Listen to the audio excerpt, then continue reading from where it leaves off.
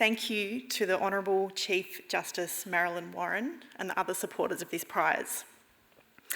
I'm so pleased to be here tonight to receive the prize. I know I only have a few minutes and there are so many things I could talk about. I could talk about my decision to leave a cushy arts job at age 39 and start again in a totally different profession. I could try to offer you an explanation as to why I decided to make this change. It would be sort of pointless though, because the truth is I still don't really know why I did it, apart from the feeling that I just wasn't done yet. Almost immediately, from my first law classes of January 2023, I knew it was the right decision. I could talk about how, quite quickly, I became fascinated with this strange body of concepts that kept cropping up in my classes, referred to mysteriously as equity.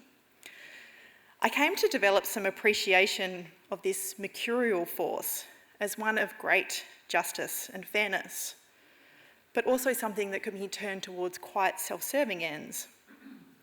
I still find equity mysterious and compelling, and I would like to get to know it better as my career progresses. I was actually just chatting to Professor Vaughan about this before I came on stage, and he politely said that it wasn't apparently very common for people to show this great enthusiasm for trust and equities, but I'll take his word for that. I could also go on and on about the challenges of starting again in your 40s. One of the consolations of getting older is you have some runs on the board.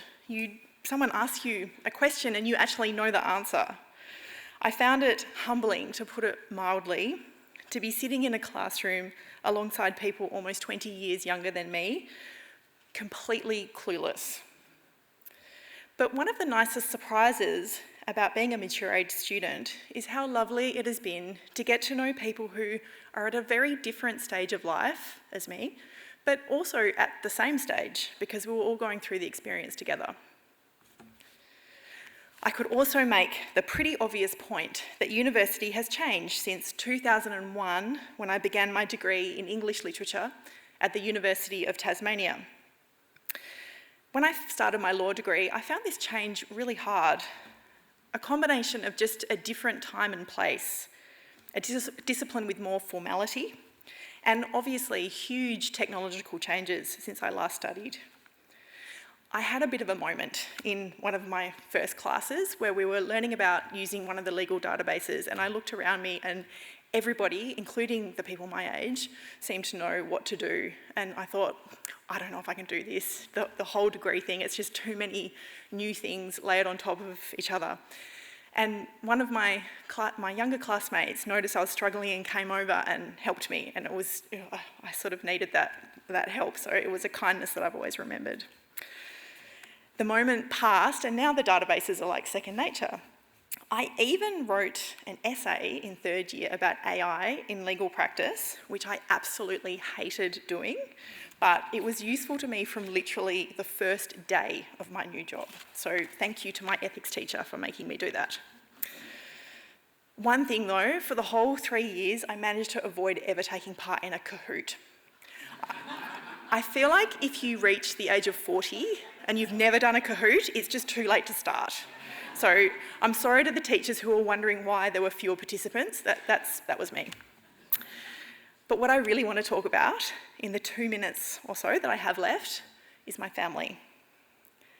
My son Jack, who is now 12, started a new school at the same time I started my law degree.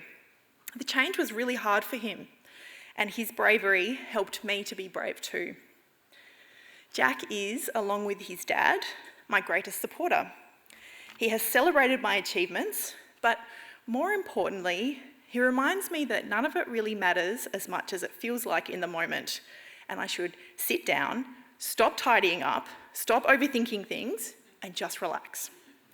He's smarter than me like that, and I still have a lot to learn from him. As for my husband, James, it is hard to convey to you the grace with which he has supported me. This began with my decision to throw away a secure and promising career without, at that stage, even knowing what I was going to do next. He just said, Do what you need to do. When I said I was thinking of taking on law, which both of us knew was very stressful and very expensive, and there was no guarantee of a job at the end, he said, "You will be wonderful." When I was highly stressed and putting in marathon study sessions, he bought me coffee and he made me omelettes and he cleared away my dirty dishes.